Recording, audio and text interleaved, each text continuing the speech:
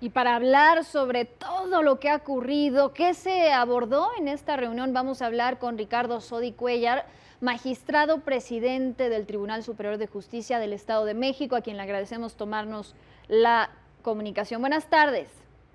Buenas tardes, ¿cómo les va a sus órdenes? Bien, gracias. Gracias por la comunicación y de entrada preguntarle a qué se llegó o a qué acuerdo se llegó, mejor dicho, en esta reunión el día de hoy.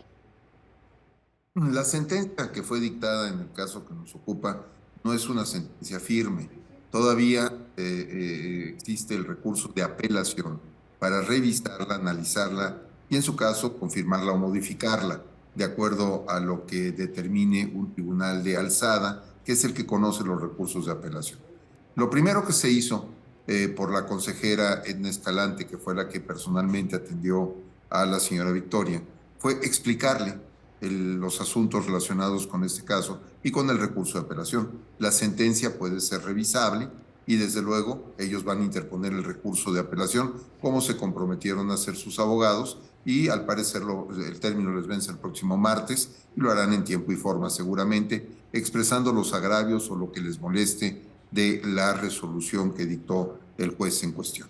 Hablando del juez, Ricardo, preguntarte, porque creo que ha sido lo que indignó a una sociedad, escuchar al juez en esa audiencia decir que, bueno, que él estaba, sí, de acuerdo con que hubo tocamientos, pero que la decisión se tomaba porque la niña no había podido argumentar la dirección exacta y la hora en donde se cometió el abuso, Ricardo.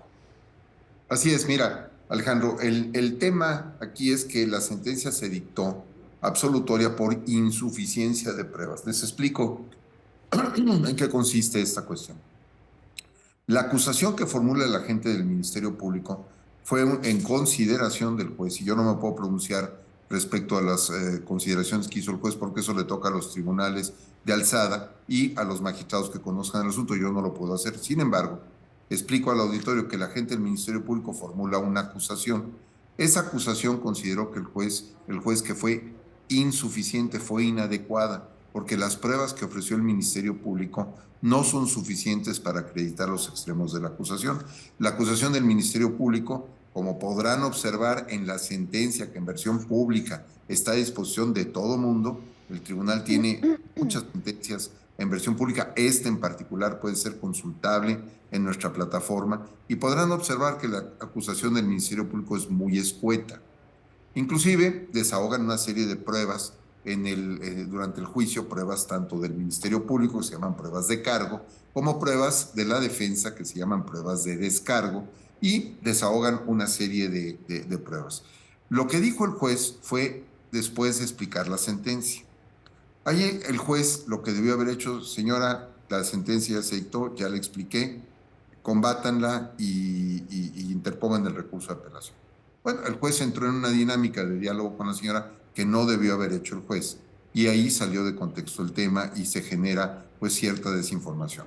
Porque la sentencia se sustenta en que la acusación del Ministerio Público fue deficiente y las pruebas que aportó el Ministerio Público fueron deficientes. Eso no significa desconocer el posible hecho delictuoso de ninguna manera, porque incluso el juez menciona, sí, le creo a su hija. Exacto. Bueno, está en desacuerdo el tema en la sentencia. Dice, se le puede creer a su hija, se le cree a su hija de que hubo un evento de esta naturaleza tan desafortunado, pero que el Ministerio Público no tuvo la habilidad para acreditar los extremos de su acusación. ¿Qué va a Ahora, pasar más con allá el de... juez, Ricardo? Porque se equivoca terrible, ¿no?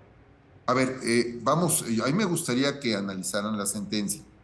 Yo no puedo pronunciarme si el juez se equivoca o no se equivoca, porque eso será materia del recurso de apelación. Serán los magistrados los que determinen si la sentencia está pegada a derecho o no está pegada a Pero, derecho. ¿qué podría pasarle? ¿Cuáles serían las posibles consecuencias en caso de que se determine que sí actuó pues, de manera incorrecta?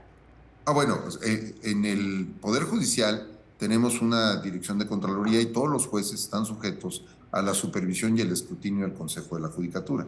Si se demuestra que el juez actuó incorrectamente al margen de su arbitrio judicial, evidentemente puede ser sancionado. Y de hecho, oficiosamente es otra de las cuestiones que se le ofreció a la señora Victoria, de que se iniciaría una investigación en relación a este procedimiento, y no solo a este, sino a toda la secuela procesal, para determinar o deslindar alguna probable responsabilidad en el caso de que lo hubiera en contra del juez. Sin embargo, esto es una cuestión que a todos los jueces se les revisa y a todos se les supervisa. Los jueces tienen una facultad, que es la facultad de revisar las pruebas, de valorar las pruebas, y emiten una sentencia. La sentencia es el sentir particular del juez respecto a los hechos que son sometidos a su potestad. El juez valora las pruebas que se desahogan en su integralidad, en su totalidad, y al final determina lo que determinó este juez, que sí lo puedo comentar, que hubo una insuficiencia probatoria. Aunque también, perdón Ricardo, aunque también... El Ministerio Público no acreditó los extremos de su acusación. La acusación del Ministerio Público, ustedes la pueden ver en la sentencia en versión pública, es una acusación sumamente escueta, sumamente breve. No establece una acusación más completa. Y entonces el juez decidió, y eso es una potestad que tiene el juez, decidir si es suficiente el material probatorio que aportó el Ministerio Público o no lo es. Ahora, la decisión del juez va a ser revisada por un tribunal de apelación, que lo integran 3 magistrados. Y a partir de los conceptos de agravio, o sea, de los argumentos que plantea... Perdón, Ricardo, te interrumpo. Y en estas consideraciones, ¿se toma en cuenta lo que dijo es que la niña no mencionó lugar y hora de donde ocurrió el evento? No, en la sentencia no se menciona eso. La niña no obliga, a ver, escúchenme, la niña no está obligada a precisar circunstancias de tiempo, modo y lugar. Eso no le toca a la niña, es una menor, es una niña en una etapa que no puede precisar, ni debe, ni tiene que precisar circunstancias de tiempo, modo y lugar. Eso le corresponde al Ministerio Público. Ok, pero mi pregunta, la repito, Ricardo, perdóname, te interrumpo otra vez. Mi pregunta es, en esa apelación, ¿se toma en cuenta y se considera lo que dijo el juez o no se toma en cuenta y no se considera? Se considera lo que el juez dijo en su sentencia, no el video que salió a medios, sino se considera lo que el juez dijo en su sentencia. Eso es lo que se considera y se analiza. Y sí, obviamente todo lo que dijo el juez en su sentencia, y les digo, muchos han hablado de esto, pero nadie ha leído la sentencia. Yo los invito a que lean la sentencia.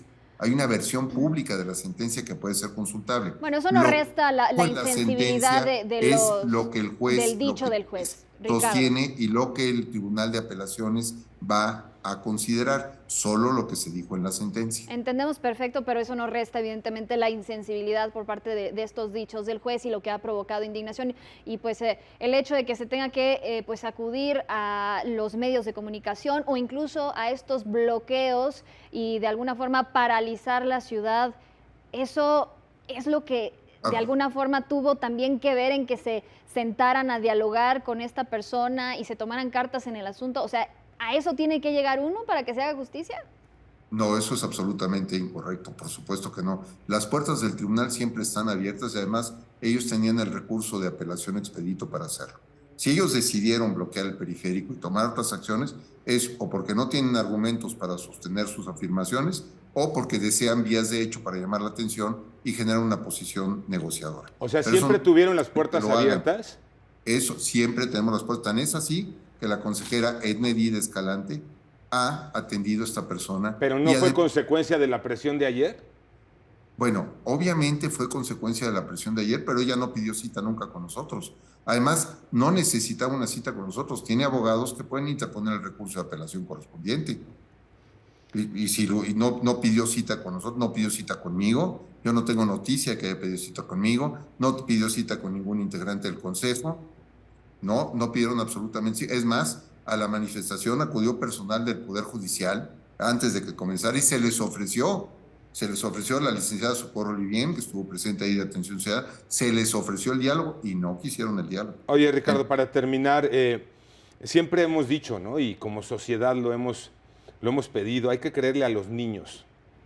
En este caso hay una mamá que le cree a su hija. Pues por supuesto que le debe de creer a su hijo, a su hija, y la mamá tiene que luchar hasta el último momento por defender y proteger a su hija y creerle. Pero en un procedimiento judicial hay que seguir formalidades y hay que observar las pruebas que el órgano acusador, que es el Ministerio Público, debe de ofrecer. Bien. La niña no tiene por qué señalar circunstancias de día, lugar, nada de... Eso es obligación del Ministerio Público. Eso es obligación del Ministerio Público. Muy bien, Ricardo, te agradecemos mucho que hayas tenido la comunicación. Con mucho gusto, Alejandro. Para poner las cosas ahora del otro lado en la claridad que tú las has puesto esta tarde. Gracias, maestro Ricardo Sodi Cuellar, presidente del Tribunal Superior de Justicia del Estado de México. Gracias y buenas tardes.